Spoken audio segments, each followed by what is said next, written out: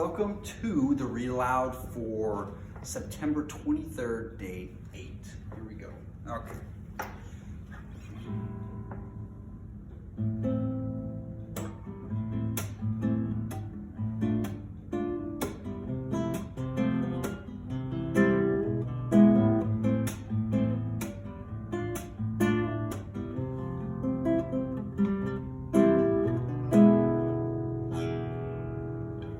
That's good enough for now. All right, here we go.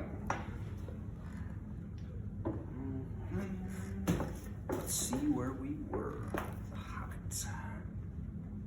Oh yeah, we're on chapter 3. A short rest. They did not sing or tell stories that day, even though the weather improved, nor the next day, nor the day after. They had begun to feel that danger was not far away on either side. They camped under the stars, and their horses had more to eat than they had, for there was plenty of grass. But there was not much in their bags, even with what they had gotten from the trolls. One morning they forded a river at a wide, shallow place full of the noise of stones and foam. The far bank was steep and slippery. When they got to the top of it, leading their ponies, they saw that the great mountains had marched down very near to them. Already they seemed only a day's easy journey from the feet of the nearest. Dark and drear it looked, though there were patches of sunlight on its brown sides, and beyond its shoulders the tips of snow peaks gleamed. "Is that the mountain?" asked Bilbo in a solemn voice, looking at it with round eyes. He had never seen a thing that looked so big before. "Of course not," said Balin. "This is only the beginning of the Misty Mountains, and we have got to get through or over or under those somehow before we come into the Wilderland beyond. And it is a deal of way even from the other side of them to the lonely mountain in the east where Smog lives, where Smog lies on our treasure." "Oh," said Bilbo, and just at that moment he felt more tired than he had ever remembered feeling before. He was thinking once again of his comfortable chair before the fire in his favorite sitting room in his hobbit hole, and of the kettle singing, not for the last time. Now Gandalf led the way. "We must not miss the road or we shall be done for," he said. "We need food for one thing, and rest in reasonable safety. Also, it is very necessary to tackle the Misty Mountains by the proper path, or else you will get lost in them and have to come back and start at the beginning again, if you ever get back at all." They asked him where he was making for, and he answered, "You are come to the very edge of the wild, as some of you may know. Hidden somewhere ahead of us is the fair valley of Rivendell, where Elrond lives in the last homely house. I sent a message by my friends, and we are expected." That sounded nice and comforting, but they had not got there yet, and it was not so easy as it sounds to find the last homely house west of the mountains.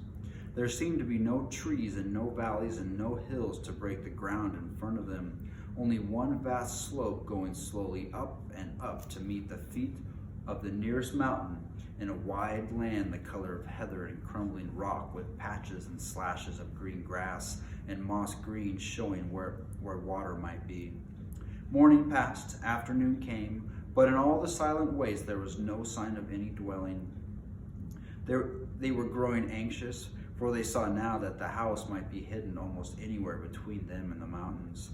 They came on unexpected valleys, narrow with steep sides that opened suddenly at their feet, and they looked down surprised to see trees below them and running water at the bottom. There were gullies that they could almost leap over, but very deep with waterfalls in them. There were dark ravines that one could neither jump over nor climb into. There were bogs, some of them green, pleasant places to look at, with flowers growing bright and tall.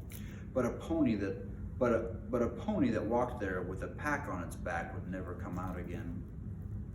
It was indeed a much wider land from the ford to the mountains than ever you would have guessed. Bilbo was astonished. The only path was marked with white stones, some of which were small, and others were half covered with moss or heather. Altogether, it was very slow business following the track, even guided by Gandalf, who seemed to know his way about pretty well. His head and beard wagged this way and that as he looked for stones, and they followed his lead, but they seemed no nearer to the end of the search. When the day began to fail, tea time had long gone by, and it seemed supper time would soon do the same. There were few moths fluttering about, and the light became very dim, for the moon had not risen. Bilbo's pony began to stumble over roots and stones. They came to the edge of a steep fall in the ground so suddenly that Gandalf's horse nearly slipped down the slope. "Here it is at last," he called, and the others gathered round him and looked over the edge, and they saw a valley far below. They could hear the voice of hurrying water in a rocky bed at the bottom. The scent of trees was in the air, and there was a light on the valley side across the water. Bilbo never forgot the way they slithered and slipped in the dust down the steep zigzag path into the secret valley of Rivendell. The air grew warmer as they got lower, and the smell of the pine trees made him drowsy, so that every now and again he nodded and nearly fell off, or bumped his nose on the pony's back. Their spirits rose as they went down and down. The trees changed to beech and oak, and there was a comfortable feeling in the twilight. The last green had almost faded out of the grass when they came at length to an open glade not far above the banks of the stream. Smells like elves, thought Bilbo, and he looked up at the stars. They were burning bright and blue, and just then came a burst of song like laughter in the trees. Ooh, I have to sing and get my guitar. Hold on. Okay, let's see how this one goes. You ready? I'm gonna play it as a, "Oh, what are you doing and where are you going? Your ponies need shoeing, the water is flowing. Tra-la-la, here down in the valley. Oh, what are you seeking and where are you leaking? The faggots are reeking, the bannocks are baking. Oh, trilly-lally."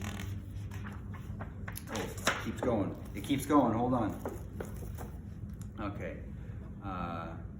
Let's see. "The valley is jolly, ha-ha. Where are you going? White beards all away, not knowing. What brings Mr. Baggins and ballin' and dwallin' down in the valley in June, ha-ha?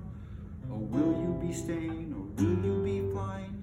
Your ponies are staying, the daylight is dying.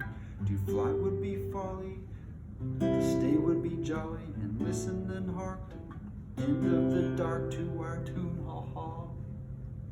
Yeah. Started to sound okay towards the end, though. The beginning, not very good. Oh, look, we got a picture, too. Look, a song and a picture. Nice. So they laughed and sang in the trees, and pretty fair nonsense, I dare say you think it. Not that they would care. They would only laugh all the more if you told them so. They were elves, of course. Soon Bilbo caught glimpses of them as the darkness deepened. He loved elves, though he seldom met them. But he was a little frightened of them, too. Dwarves don't get on well with them. Even decent enough dwarves like Thorin and his friends think them foolish, which is a very foolish thing to think, or get annoyed with them. For some elves tease them and laugh at them, and most of all at their beards. "Well, well," said a voice, "just look, Bilbo the Hobbit on a pony. My dear, isn't it delicious? Most astonishingly wonderful." Then off they went into another song as ridiculous as the one I have written down in full. At last one, a tall young fellow, came out from the trees and bowed to Gandalf and to Thorin. "Welcome to the valley," he said.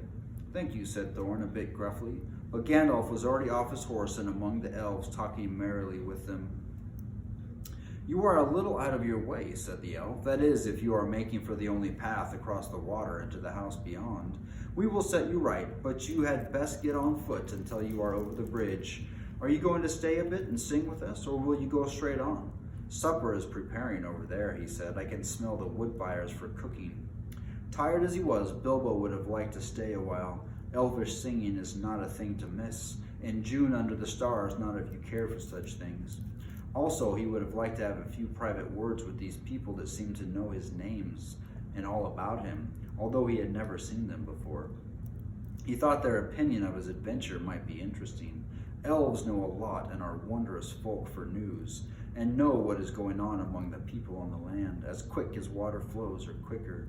But the dwarves were all for supper as soon as possible just then, and would not stay. On they all went, leading the ponies till they were brought to a good path. and so at last to the very brink of the river. It was flowing fast and noisily as the mountain streams do of a summer evening. When sun has been all day on the snow far up above, there was only a narrow bridge of stone without a parapet, as narrow as a pony could walk well walk on, and over that they had to go, slow and careful, one by one, each leading his pony by the bridle. The elves had brought bright lanterns to the shore, and they sang a merry song as the party went across. "Don't dip your beard in the foam, Father," they cried to Thorn, who was bent almost onto his hands and knees. It is long enough without watering it." "Mind, Bilbo doesn't eat all the cakes," they called. "He is too fat to get through the keyholes yet." "Hush, hush, good people, and good night," said Gandalf, who came at last. "Valleys have ears, and some elves have over-merry tongues. Good night." And we're going to end there. Okay?